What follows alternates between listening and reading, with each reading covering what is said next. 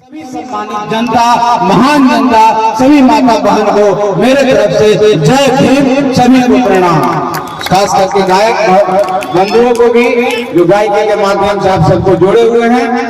सर्वप्रथम मैं बाबा साहब बाबा दशरथ मांझी जी के चरणों में श्रद्धा सुमन अर्पित करके मैं अपनी बात को सुने अपने आप में एक अनूठा कार्यक्रम है। एक समाज की प्रतिबद्धता, समाज की एकता, समाज की ताकत जो आज दिख रही है, जो परिलक्षित हो रही है, आने वाला समय में इस समाज को नए आयाम देने का काम करेगा। निश्चित तौर पर उन लोगों के लिए सबक है जो समझते हैं कि भुइयां मुसहर जाति अभी तक सोया हुआ है। ये इस बात का परिचायक है कि भुइयां मुसहर जाति का है। और जब भुइयां मुसहर जो वीर का संतान है, तुलसी वीर का संतान है, लीना भद्री के संतान है, माता सेवरी के संतान है, बाबा दशरथ मांझी जो पर्वत पुरुष की संतान है, उसका जब वंशज, उसका जब अपना परिवार जाग जाएगा तो कुछ भी कर सकता है। क्योंकि उन लोगों, हमारे पूर्वज ने ऐसा काम करके इस धरती पर दिखाया है जो कोई दूसरा नहीं कर सकता है। हम लोग सही में इस देश के निवासी हैं। आदम जो जाति, जिसको जनजाति कहते हैं, हम लोग आदम जाति हैं।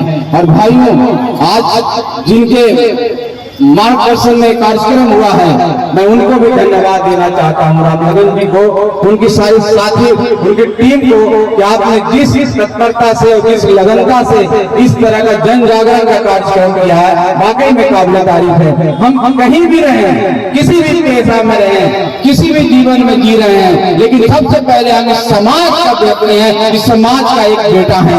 हम हो सकता है कि पद में हम मंत्री हैं, लेकिन अपने आप को इस समाज का ही मानते हैं। इसलिए मुझे जानकारी सिर्फ मिली है, मैं चला आया।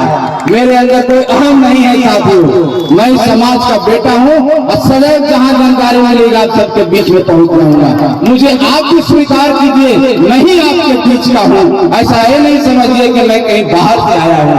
आप जैसा कहेंगे हम आपके साथ चलेंगे। निश्चित तौर पर बाबा साहब जो हमारे दशरथ मांझी जी हैं, हमारे जो पूर्वज हैं, जो उन्होंने सिखाया है, जो उन्होंने साहस का, धैर्य का, लगन का जो पाठ पढ़ाया है, जो 22 सालों में पत्थर को काट के रास्ता बनाने का काम किया है, उन हम लोग को सीख लिए हैं। आज के दिन में हम लोगों से सीख लेना चाहिए। उनके जैसा साहस हम सब में भी होना चाहिए। हम सबको मानसिक गुलामी से आगे बढ़ना चाहिए। मानसिक गुलामी क्या है? हम सोचते हैं कि हम फलना जात में आते हैं, हम दलित जाति से आते हैं, इसलिए हम काम नहीं कर सकते हैं, हमारे अंदर सामर्थ्य नहीं है, हमारे अंदर क्षमता नहीं है। ऐसी बात नहीं है। आप उनके संतान हो जो दशरथ संतान है, और हम सबको एक हो जाना चाहिए। जिस तरह से जात की बात आज उन्होंने बोला, जो आपका विषय है कि सब जात पात तोड़ के हम सबको एक हो जाना चाहिए। भुइयां मुसहर भी कहीं कुछ और पट गए हैं, हम लोग सब एक संतान है। हम सबको आज जरूरत है एक साथ जुट जाने के लिए। और जिस दिन आप एक साथ हो जाइएगा, जैसा कि भाई मुकेश ने बोला है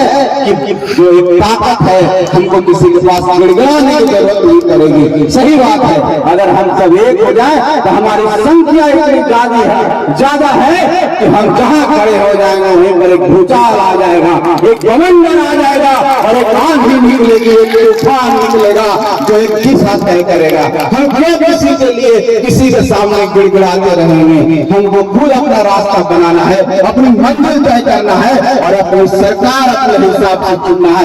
बस इतना ही है भाइयों कि सब एक हो जाओ। हर मंच पर जो अलग अलग मंच सजाते हो, सब एक मंच पर आ जाओ, देखो समा बदल जाएगी, दिशा बदल जाएगी, और तुम्हारे चेहरे पर भी मुस्कान आ जाएगी। मुकेश जी, आप बहुत अच्छी अच्छी बातें कर रहे थे, पहली बार आपको हम सुने हैं। आप भी नेता से कम नहीं है। नेता तो हमको बनाते हैं, नेता वाला सारा बात आप ही बोले हैं। अरे परहेज तो इनसे करना चाहिए।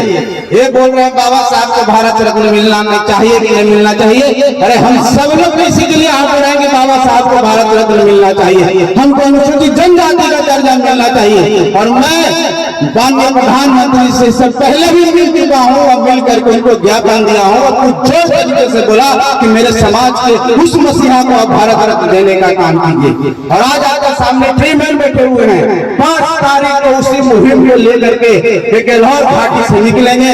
हम सबका समर्थन है। इस पर दयाल जी बोले, उनको मैं साधुवाद देता हूँ, धन्यवाद देता हूँ। हम सबको खुले मन से इनका समर्थन करना चाहिए।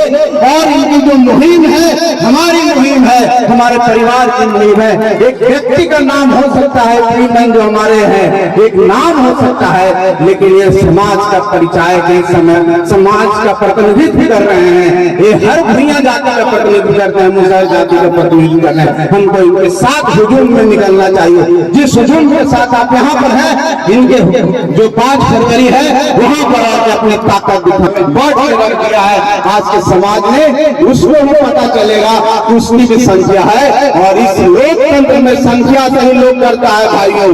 जब तक संख्या नहीं दिखाओगे तब तक आपसे कोई नहीं डरे। काम करो तो कुछ भी कर सकते हो। तुम्हारे अंदर सामर्थ्य है, तुम्हारे पूर्वज ने कर दिखाया है। और ये सब चीज को छोड़ करके अगर जाति पाति ना छोड़ो, अपने में जो भेदभाव है, अपने में जो बैलेंस है, उसको तोड़ करके एक हो जाओ। कोई व्यक्ति से परहेज नहीं करो और अहम नहीं करो कि हम में बहुत बड़ा चीज है। भगवान ने तुमको दिया है। जिस समाज में हम जन्मे हैं, आज भी सामाजिक व्यवस्था में हम सबसे पिछड़े हुए हैं। हमको सबसे पिछड़ा माना जाता है। क्यों माना जाता है? शैक्षणिक रूप से हम पिछड़े हुए हैं। जो मानवता के जितने इंडिकेटर्स हैं उसमें हम पिछड़े हुए हैं। स्वास्थ्य सुविधाओं में हम पिछड़े हुए हैं। कहीं न कहीं आर्थिक स्तर पर हम पिछड़े हुए हैं। ये हमारे लिए चैलेंज की बात है। और इस चैलेंज को कौन पार करेगा? चुनौतियों का कौन सामना करेगा? आज के युवा को सामना करना होगा। और कुछ युवा हमारे समाज में आ रहे हैं, मैं उनको साधुवाद देता हूँ, उनको मैं धन्यवाद देता हूँ। और मैं बहुत दिल से खुश होता हूँ। कोई लोगों को लगता होगा कि वो नहीं हमारे लिए मानते हैं। अरे आप जब मेरे पास देखो, मैं तुम्हारा सहायता नहीं करूंगा तब ना।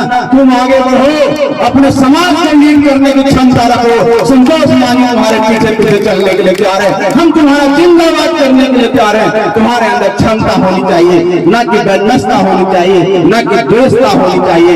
एक मन मिटा करके आगे बढ़ने का हमको काम करना चाहिए, तभी हम समाज को आगे बढ़ा सकते हैं। हमारे पास सामाजिक चिंतन बहुत सारे हमारे विज्ञान संस्थान के हमारे साथी भी हैं। उनके जो अभिमान्य जो आपको उद्घाटन करता है वो है, उनके पास विचारों की कमी नहीं है। विचार उनके पास इतने उत्तम है, इतनी अच्छी अच्छी बातें करते हैं, समाज को बौद्धिक दिशा देने के लिए इतनी अच्छी बातें करते हैं। लेकिन बातों को सुनने वाला भी तो चाहिए, उनके कानों में तो जाना चाहिए, तभी तो समाज सुनेगा, तभी तो समाज पहल करेगा। इसलिए हम सबको ये इस तरह का मंच हर जगह सजा करके अपनी बातों को रखना है, तभी क्रांति आएगी, तभी बदलाव आएगा, तभी हम लोग शिक्षित होंगे।